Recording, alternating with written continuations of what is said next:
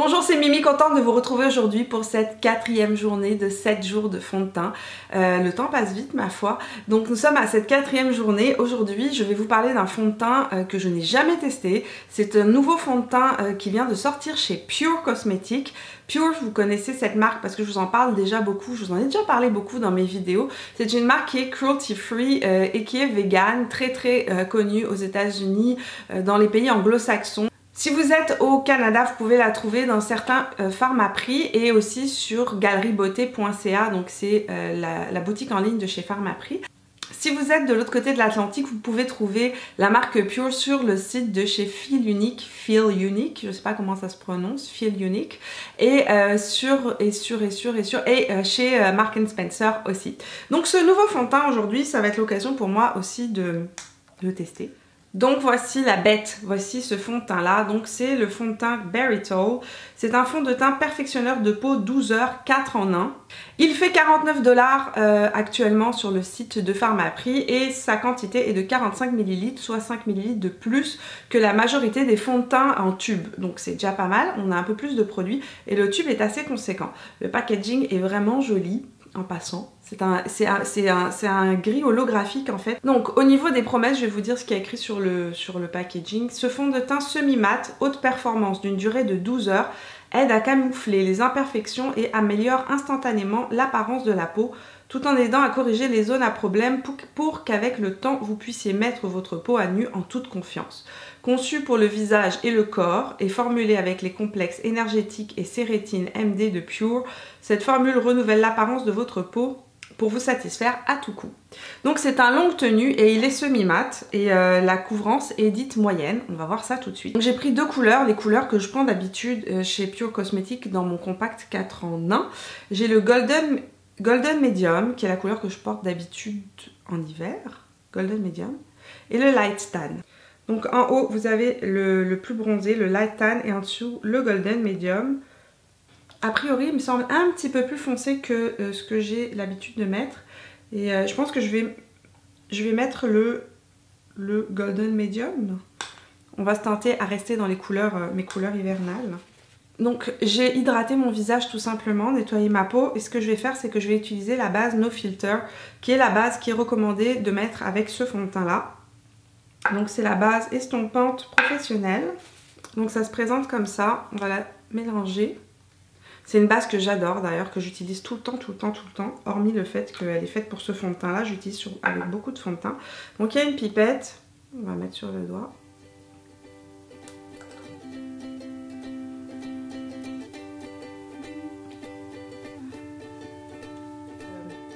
Sur le site internet de chez Pure, il est conseillé de le mettre avec une brosse de type, vous savez, ces types de brosses là, mais en beaucoup plus grosse. Je n'ai pas la brosse en question, mais je vais utiliser celle-ci, c'est une MAC que j'aime vraiment beaucoup d'ailleurs utiliser. Voilà, la Oval 6 de chez MAC que j'utilise souvent pour mettre mon fond de teint. C'est parti pour le Golden Medium. Je vais le mettre sur ma petite palette comme ce que je fais d'habitude. Ça m'a l'air d'être une consistance assez épaisse, ce qui est marrant. Et c'est vraiment, ça m'a l'air assez épais. Peut-être que je vais mettre une petite touche, comme je suis en deux couleurs, je vais peut-être rajouter une petite touche de Light Tan. Donc comme à chaque fois, ce que je fais, c'est que je fais la moitié de mon visage au pinceau, l'autre moitié à la Beauty Blender. On commence peut-être par ce côté-là, là où j'ai le plus de rougeur, et je vais commencer avec le pinceau, puisqu'il est recommandé de le mettre avec le pinceau.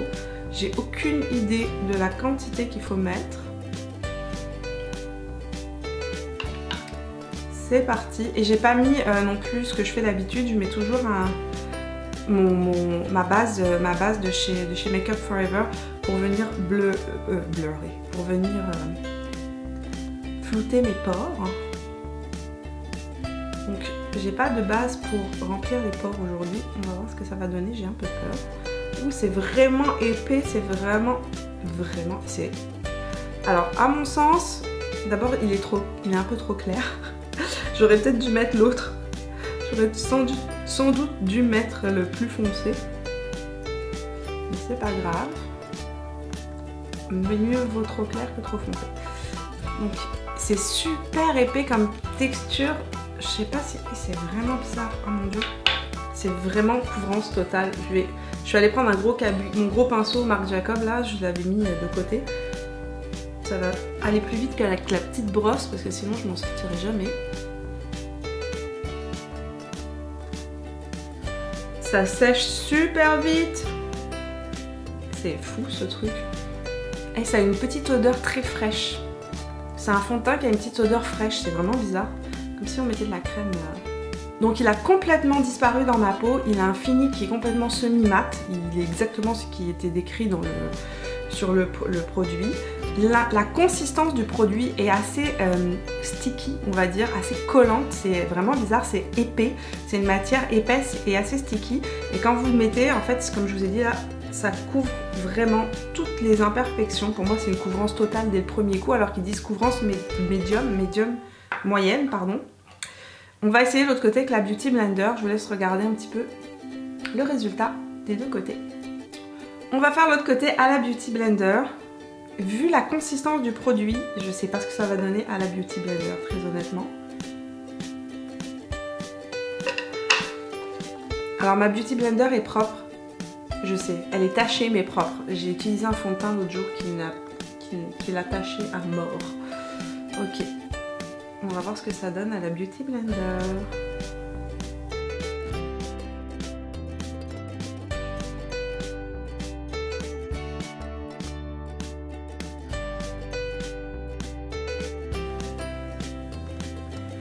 Alors, je pense que la Beauty Blender absorbe beaucoup de produits. Le résultat est plus naturel, moins couvrant en fait.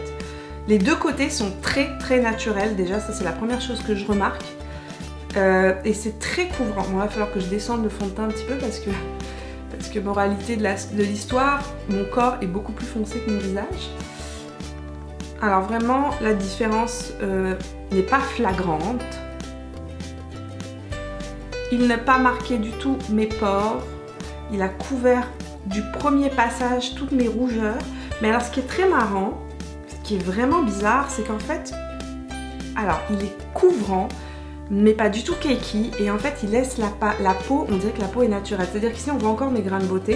Ça, c'est le côté avec la Beauty Blender. Comme je vous dis, ça couvre beaucoup moins que le côté avec la brosse. Ça, c'est sans conteste. J'aime beaucoup le rendu. J'aime beaucoup le rendu. Je vais juste aller couvrir, essayer d'avoir la même couvrance des deux côtés. Mais il est hyper collant. C'est vraiment bizarre comme matière. Et dès qu'on l'applique, il sèche sur la peau. Ça sèche très rapidement. Donc à appliquer rapidement. Vraiment, la brosse efface le pinceau comme ça. Ou un kabuki. Si vous aurez une couvrance totale avec la Beauty Blender, la couvrance sera beaucoup plus légère. Donc à première vue, ce que je vois, c'est que le rendu est vraiment un fini semi-mat, qu'il a une couvrance que je dirais plus totale que moyenne, très honnêtement. Je trouve que la couvrance est vraiment haute. Mais par contre, il a quelque chose d'assez extraordinaire pour une couvrance totale, c'est que la peau reste très naturelle, vraiment très naturelle. Il n'est pas du tout cakey, peut-être parce qu'il est semi-mat. C'est ce que ça redonne comme rendu. Le résultat à l'œil nu est très joli. Il n'a pas du tout marqué mes pores.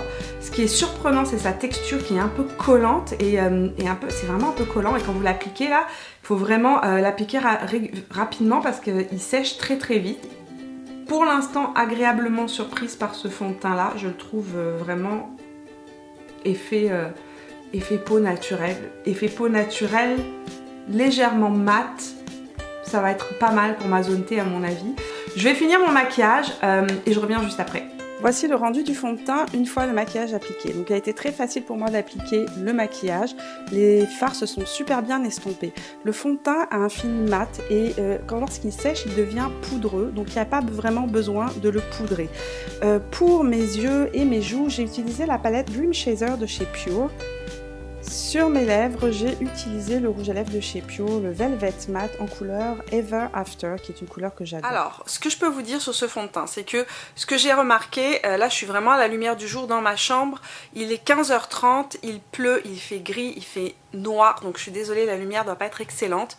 Mais ce que je peux vous dire, c'est que au niveau de mes joues, la partie la plus sèche de mon visage, il n'a pas bougé d'impète, vraiment, oups là, désolée, j'essaie de pas bouger mais c'est pas évident, il a vraiment pas bougé du tout. Au niveau de ma zone T, il a commencé à s'affadir au niveau des ailes du nez, effectivement, légèrement. Au niveau du menton, la peau apparaît un petit peu plus en transparence, mais il y a encore un rendu poudré dessus, mat, donc voilà.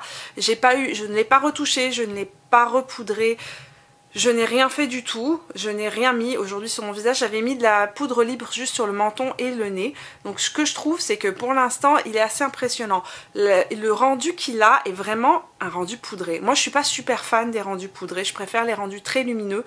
Mais au niveau de ses qualités, à part ça, de fond de teint, il est impeccable. Si vous aimez les fonds de teint mat, les fonds de teint poudrés, les fonds de teint qui unifient le teint, si vous avez la peau grasse ou mixte, je pense que vous allez aimer ce fond de teint vraiment. Et si vous aimez aussi les couvrances très couvrantes, voilà. Il est 10h01 et donc j'ai donné 3 cours de yoga.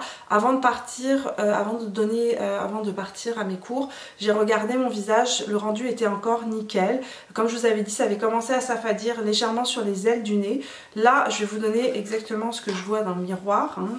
Les deux parties qui ont disparu, enfin le fond de teint n'a pas tenu clairement, c'est les parties qui sont plus grasses de mon visage, donc mon nez et mon menton. Ceci étant dit, le rendu général reste totalement correct, très joli. Là j'ai super chaud, normalement ma coupe rose est en feu et elle apparaît pas. Donc ce que je remarque, c'est qu'il a une bonne tenue sur 8-9 heures, mais pas 12 heures, ça c'est clair. Si vous avez une peau comme moi qui est un peu spéciale, je veux juste spécifier quelque chose qui est totalement vrai, c'est que je n'ai jamais trouvé un fond de teint longue tenue qui tienne plus de 6 à 7 heures sur ma zone T.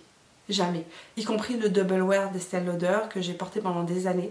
Mais par contre sur les 9 premières heures, il était impeccable. Franchement, mis à part légèrement aussi les ailes du nez, il était impeccable. D'un côté, je trouve qu'il a un très beau rendu. Sur le coup, il est quand même très naturel et il tient très bien. Il tient beaucoup mieux que mes autres fonds de teint longue durée, ça c'est certain. Mais je suis un peu déçue qu'il se soit complètement affadi sur ma zone T.